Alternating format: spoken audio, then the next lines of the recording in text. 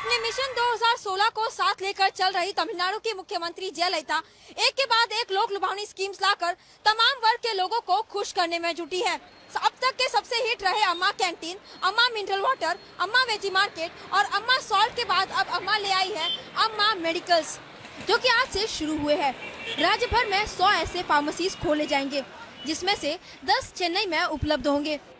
इन medicals में दवाइयाँ subsidised rate में आम जनता को उपलब्ध कराई जाएगी। सरकार ने इस परियोजना के लिए 20 करोड़ रुपए आवंटित किए हैं। इन मेडिकल्स में 10% तक का डिस्काउंट मिलेगा। इसे अम्मा मरुंदगम यानी अम्मा मेडिकल्स का नाम दिया गया है। महंगाई सबसे बड़ा मुद्दा, एक ऐसा मुद्दा जिसे हर चुनाव में जोरों शोरों से उठाया जाता है और अम्मा भी इसे अच्छी तरह जानती है। शायद यही कारण है कि ब्रांड अम्मा की लिस्ट में अब एक और नाम जुड़ गया है, अम्मा मेडिकल्स का। अब जबकि 2016 ज्यादा दूर नहीं, ऐसे में अम्मा फिर एक बार 2014 की ही तरह एक बड़ी जीत हासिल करना चाहती है। वीडियो जर्नलिस्ट पार्थ के साथ पिंकी राजपुरोहित, न्यूज नेशन, चेन्नई। पहले जनता के लिए लोक लुभावनी स्कीम्स और अब सरकारी ऑफिशियल्स के लिए जयललिता ने उनके लिए जिम खोला है, ताकि वे काम के साथ साथ अपने फिटनेस पर भी ध्यान रख सके। तमिलनाडु की मुख्यमंत्री जयललिता विधानसभा सत्र के दौरान राज्य सचिवालय के कर्मचारियों को स्वस्थ रखने के लिए व्यायामशालाओं यानी जिम का उद्घाटन किया। स्टेटमेंट के अनुसार सेक्रेटेरिएट में 6000 कर्मचारी कार्यरत है, जिसमें से पुरुष एवं महिलाएं दोनों शामिल है। 10 मंजिला इस इमारत में अलग अलग विभाग के सरकारी दफ्तर है और जिम भी यही है, ताकि सुबह सुबह अधिकारी अपने सेहत पर भी ध्यान दे सके, फिट रहे और काम करे। सरकारी अधिकारियों के लिए सेट किए गए जिम में 50 लाख रुपए की लागत आई है।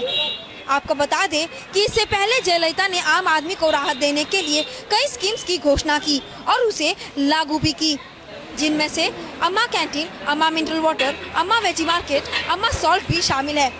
वहीं पुलिस अधिकारियों के लिए कई शॉप्स भी दिए गए और अब इन सरकारी ऑफिशियल्स के लिए जिम।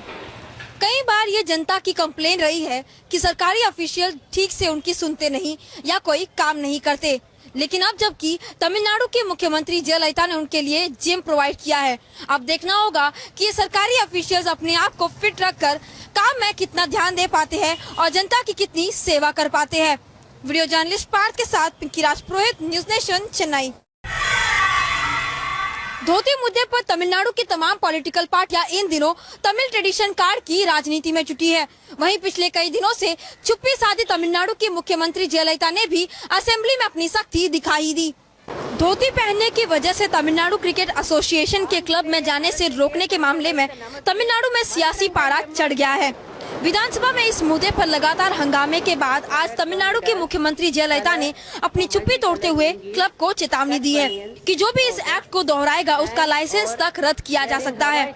आपको बता दें कि हाल ही में मद्रास हाईकोर्ट के जज धोती पहने जाने को लेकर क्लब में एंट्री से रोके गए थे, जिसके बाद डीएमके, डीएमडीके, पीएमके, कांग्रेस समेत सीपीआईएम ने इसकी कड़ी निंदा की थी। सोमवार को भी इस मुद्दे पर विधानसभा में जमकर हंगामा हुआ।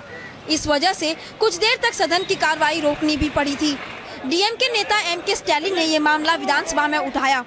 उन्होंने तमिलनाडु क्रिकेट एसोसिएशन के पदाधिकारियों के खिलाफ कार्रवाई की मांग की थी और आज मुख्यमंत्री ने कड़ा रुख दिखाते हुए विधानसभा में कहा कि धोती के कारण एंट्री पर पाबंदी तमिल कल्चर और ट्रेडिशन के खिलाफ है। तमिलनाडु संघங்கள் பதிவு சட்டத்தின் கீழ் பதிவு செய்யப்பட்டுள்ளது.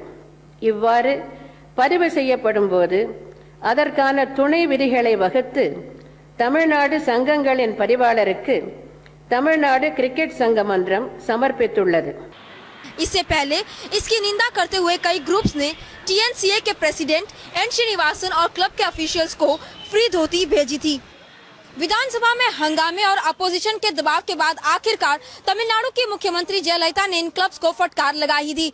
इन पार्टियों की माने तो जब कोई तमिलनाडु से धोती पहनकर पार्लियामेंट तक पहुंच सकता है तो फिर क्लब्स तक क्यों नहीं। वीडियो जर्नलिस्ट पार्थ के साथ पिंकी राजपुरोहित, न्यूज नेशन, चेन्नई। नहीं टूटेगा राम सेतु, ये बयान दिया है union transport and shipping minister Nitin Gadkari ने आज लोकसभा में। जाहिर है बीजेपी के इस बयान के बाद अब राजनीति भी शुरू हो गई है। Transport and shipping minister Nitin Gadkari ने आज संसद में कहा कि सरकार राम सेतु को नहीं टूटने देगी। आपको बता दें कि यूपीए सरकार के कार्यकाल के दौरान तमिलनाडु स्थित राम सेतु को तोड़ने की बात चली थी।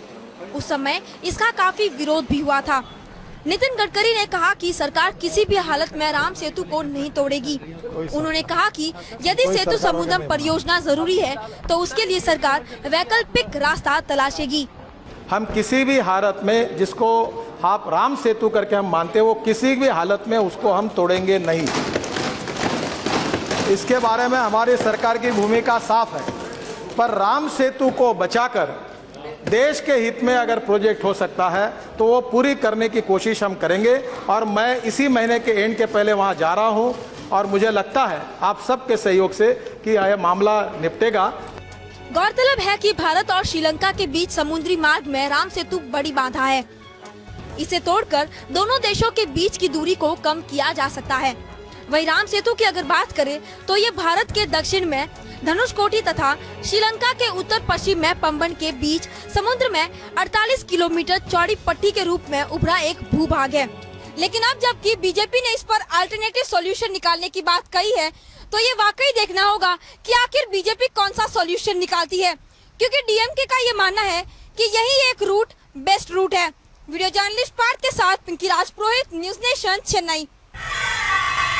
जीएसटी यानी गुड्स एंड सर्विस टैक्सेस पर विवाद थमता नहीं दिख रहा। पहले मध्य प्रदेश सरकार तो अब तमिलनाडु सरकार।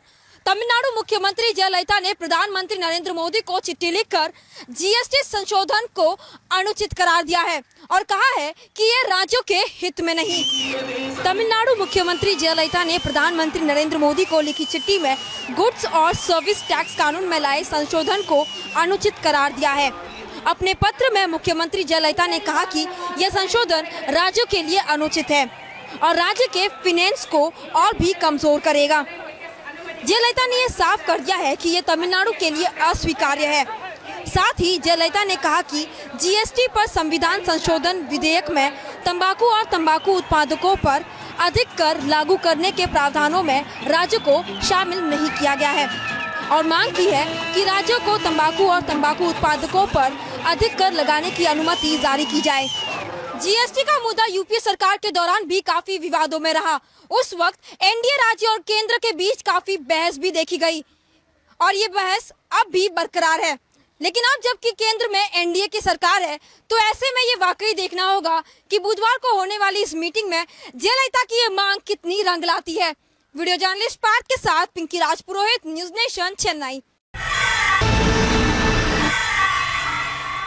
अपने चीप एंड बेस्ट खाने को लेकर हिट रहे अम्मा कैंटीन न ही सिर्फ इस राज्य से बल्कि अब बाहर के राज्यों से भी लोगों को अपनी ओर आकर्षित कर रहा है और यही कारण है कि आज आंध्र से ऑफिशियल्स यहां पर अम्मा कैंटीन का जायजा लेने पहुंचे ताकि इसी तरह के कैंटीन आंध्र में भी लागू किए जाए। तमिलनाडु में सबसे हिट रहे अम्मा कैंटीन अब महज तमिलनाडु में नहीं बल्कि देश विदेश में फेमस हो गए हैं। यही कारण है कि आए दिन कोई न कोई ऑफिशियल कैंटीन का जायजा लेने पहुंच जाता है। आज चेन्नई पहुंचे चंद्रबाबू नायडू की खास टीम ने भी अम्मा कैंटीन का जायजा लिया ताकि इसी तरह के कैंटीन वहां भी लागू कर सके। जयललिता सरकार की लोकप्रिय अम्मा उणवगम योजना में कई क्षेत्र रुचि दिखा रहे हैं और इसी श्रृंखला में हाल ही में चंडीगढ़ ने भी इसे अपनाने में रुचि दिखाई थी। मिश्र के अलावा आंध्र प्रदेश, गुजरात का शिष्टमंडल पहले ही अम्मा कैंटीन का दौरा कर चुका है। मुंबई समेत कई नगर निकायों ने भी इस योजना में रुचि दिखाई है, जिसे मुख्यमंत्री जयललिता ने आर्थिक रूप से कमजोर वर्ग के लोगों के कल्याण के लिए 2012 में शुरू किया था।